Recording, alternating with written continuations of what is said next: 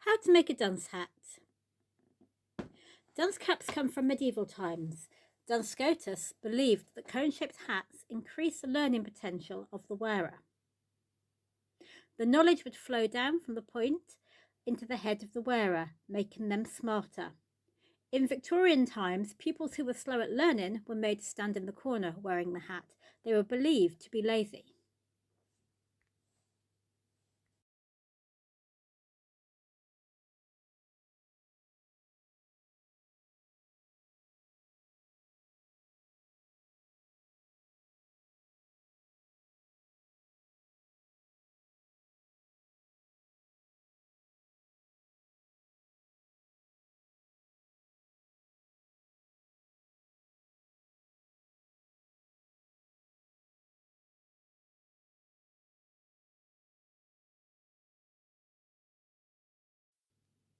Think about why you might have been punished.